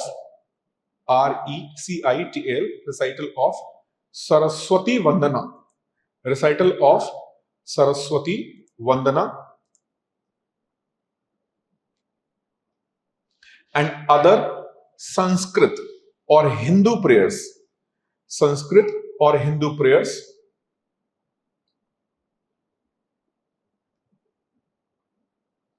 in government funded schools.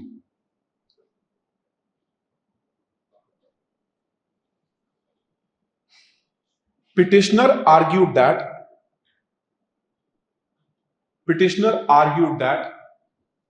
it violates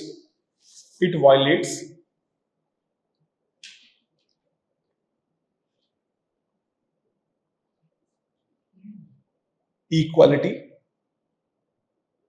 freedom of conscience, equality, freedom of conscience, secularism, and minority educational right.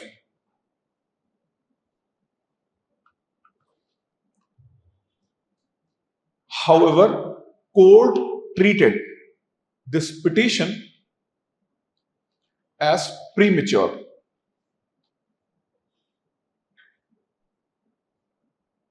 and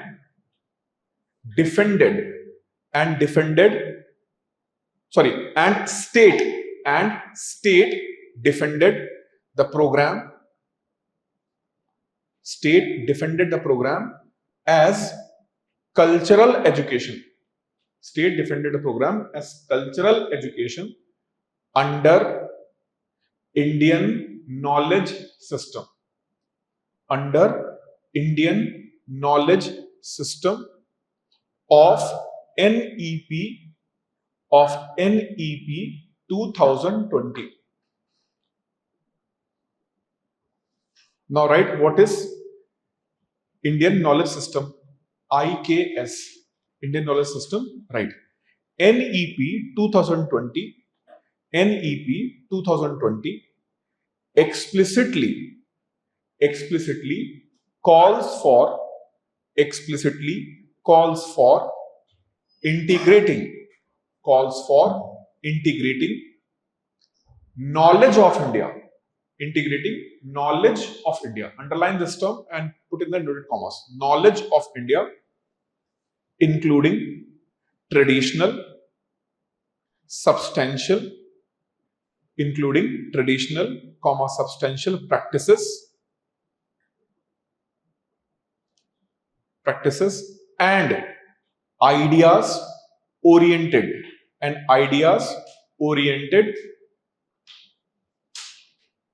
to the welfare of all.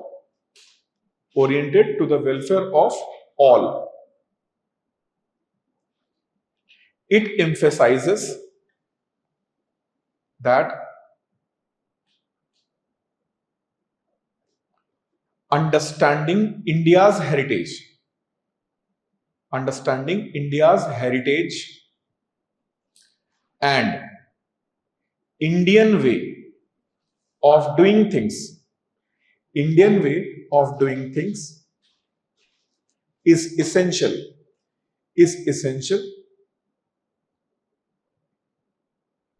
if India want to become a knowledge power, if India want to become a knowledge power in 2020, in 21st century, in 21st century.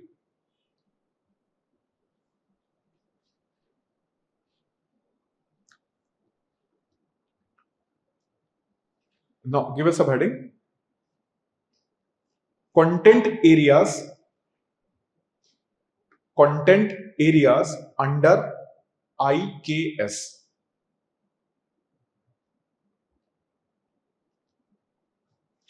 IKS, right. Number 1, scientific and technical tradition.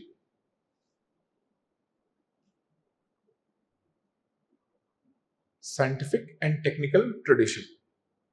Number 2, health and wellness. Health and wellness. Number 3, language, literature and philosophy. Language, literature and philosophy.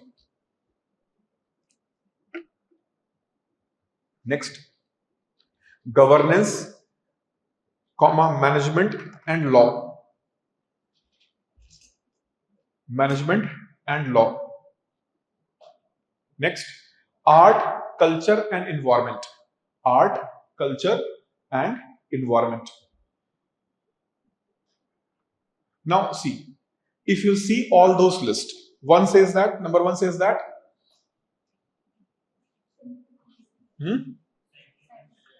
scientific. Second, health and wellness. Third, so Saraswati Vandana and other recital of census close. In which category they will fit out of these categories? In which category they will fit? Language or art and culture? Language, art and culture or philosophy? So the state government says that what petitioner is talking about Saraswati Vandana. That Saraswati Vandana is not to offer to only God. It is for what purpose? It is for the purpose of education. So that Sanskrit text is not a religious text. It's a philosophical text to idolize a goddess of knowledge, for persuasion of the knowledge, for getting the knowledge, and it is no way pushing a person to go for religious practice of Hinduism. Fine. So this argument was given by the state in the court. The citing of this Saraswati Vandana is not for the purpose of a religious citing. It is for the purpose of putting the students with respect of the knowledge itself. Fine. So considering as a goddess figure. Fine. So this is why people have to cite a Saraswati Vandana and other Sanskrit slokas. So the purpose is not to push to people or the children towards the religion, but to understand India's heritage, culture, how each and every aspect of the human life was related to the practices and how they have evolved over the period of time. So how Sanskrit language talks about the philosophy. Fine. When it is saying that Shanti Path. Fine. So certain texts are not religious in their nature. Their purpose is not religious, though they are being well mentioned in the religious text also. But their objective is not to push a person towards a particular religion, but to promote art, language, culture, and philosophy. So in the name of propagating art, language, culture, and philosophy, schools can go for using of certain practices. Fine, and it should not be put down in the name of ground of violation of secularism. This is an interpretation of whom? State. But here I would like to give you two questions. You can try. Fine, right. Indian secularism permits engagement with religion, but prohibits state, prohibits state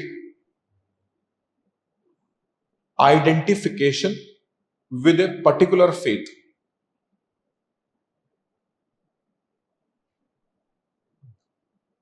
Examine.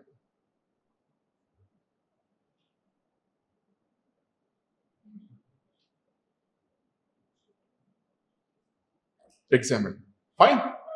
Examine in the context of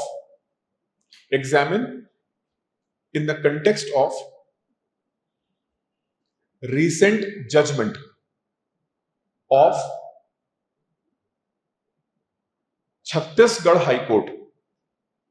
Judgment of Chhattisgarh High Court for allowing recital of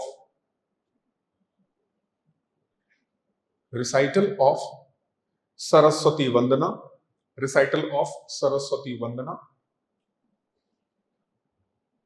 and other Sanskrit text in government schools.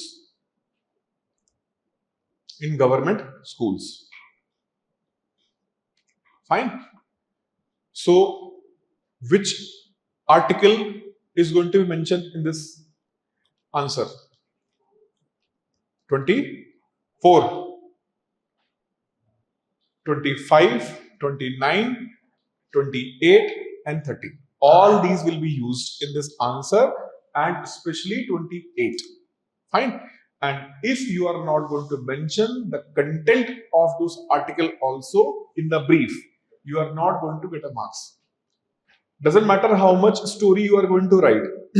If the stories are not going to have a proper, imagine you are writing a story, fine, or you are telling the script of the movie to a person, fine, ki there is an actor who is extraordinary mentally and physically powerful, fine, extraordinary physically and mentally powerful. Now the person need to imagine who can be there, fine, person can be imagined. So he is imagining 3 people in his mind, but he do not have a clarity, either A or B or C is there. Then again he is going to do this. So entire script, the person is confused. Fine. So this is why one of the finest directors, what they do, they sometimes write the script with having person in the mind. Fine. Have you heard about the iconic movie Sholay? Hindi movie Sholay. Fine. So the director, and especially the script was written and it was shown to Mr. Ramesh Shetty. Fine. So when the script is being told by Javed Akhtar and his friend, when they have submit, so they are like, this is the movie plot. After listening, director has created one character in his mind. This person is going to play the role of whom? Gabbar Singh. He put this thing in the mind. This person is going to play the role of Gabbar Singh. And he decided Amjad Khan. He is going to play the role of Gabbar Singh. And that movie was having one of the biggest name of that time. Sanjeev Kumar, one of the finest but declining. Amitabh Bachchan, one of the finest and inclining. You know that each and every actor of that movie have persuaded Ramesh Sippy to give me the role of whom? Gabbar Singh. Amitabh Bachchan was saying that I can sacrifice anything, but I want this role deliberately. Otherwise, I will leave the movie. So Ramesh Sippy said that, thank you very much. You can leave. But role will be given to whom? Only Amjad Khan. Recent days, Christopher Nolan. If you see his movies, fine. So in batch of his movies, he has picked particular actor and actresses and he is continuing with those actor and actresses.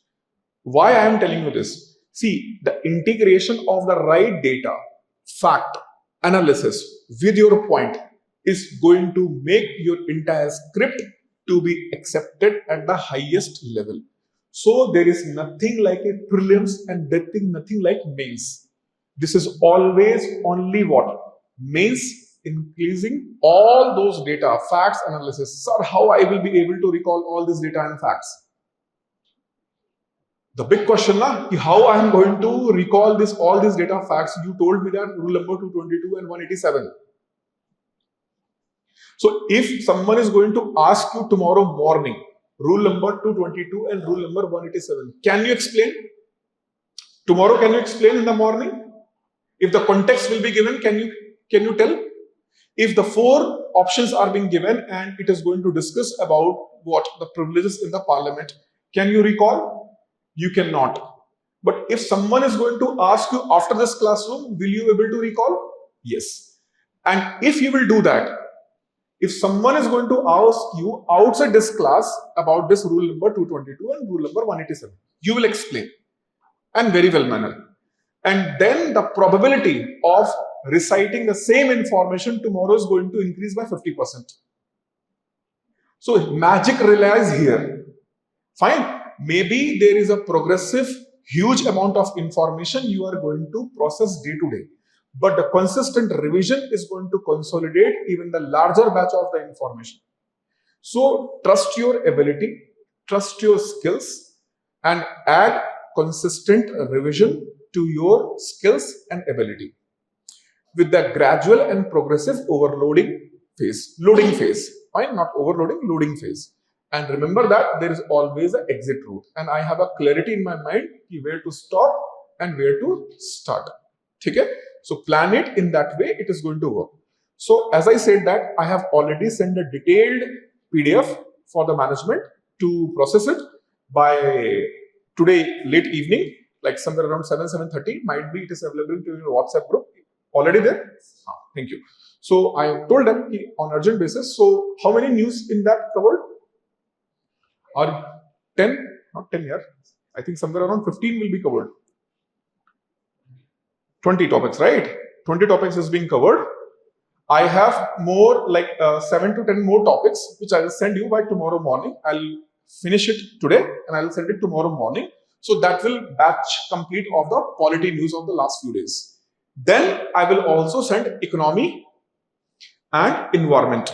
Economy, environment, business related news. So in 2 batches, I will finish, 3 batches, I will finish the entire last 12 days current affairs. So next week, I will take another section. So in that way, I'll provide you the July month current affairs, all the current affairs in 4 or 5 batches. But I want to very clear you, I am not going to have 100 pages kind of a thing. I will give you somewhere around 250 pages, fine, A4 size pages. Digital form is okay. And next month onwards, that will automatically reduce to somewhere around 170 to 180. Then further, it is going to decrease to 100. And by the time of we are going to enter in January, February, March, fine. So it is going to be settled around somewhere around 30 to 40 important news of the month, because we are going to have many of the recurring news. So recurring news will be considered as a old news only. So we are going to have 40 to 45 titles in polity, somewhere around 15 to 20 titles in economy, similarly 10 to 15 titles in the environment. So remember that a fine month current affairs have approximate 40 to 50 titles with polity, governance and constitution, biggest field, fine. Even the magazines, if you see that they will give more weightage to what? Polity, fine. Somewhere around 4 to 5 pages they will give economy. So every month polity have 40 to 50 titles, important titles. And with the rollover, they will only 30. With the rollover 30. So that data should be in your mind now. It will be much easier for you to summarize the things. Fine. And again, before winding up, again I will tell you, all of you, buckle up for 2027 attempt and lock your optional, finish it by the December, so that you can spend at least January and February for the revision your optional and completely switch to test and practice mode for prelims examination. So we do have only one mode till then, February, the mains mode. Fine. In that mains mode, we are going to write and yes, attempt previous year's question. In what mode? Not test mode, practice mode. Practice mode mein likho, as I said that here, what you need to do, write the fine introduction by mentioning, try to mention one data and fact, then go for the body of the answer. Take your time.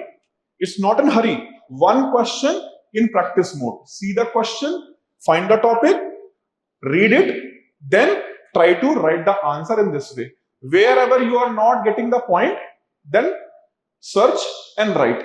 So why? If you do for past 5 years, you are going to have 100 page for each subject. If fine notes on previous year's question. Fine, so it is going to work for you as a notes also. And it is very helpful at this time of the mains examination. Because you need each and everything in short and crisp. Fine. So the work done by you today is going to give the rich dividend at the month of July next year. Fine. I want all of you should write the mains examination, fine, and get selected finally. But I will be also not over optimistic. Writing the mains exam itself is going to be a big achievement. Fine. At least the opening of the possibilities. You can understand, you can go for it. So our target should be what? Our target should be clear the prelims examination, mains examination, and finally get selected. But it should be stage wise. Prelims, mains, and most important stage is mains. Mains examination is the most important. Fine. If you are well prepared for the mains with these two process, prelims is not going to create a problem. Okay? Chalo. See you in the next class. Thank you.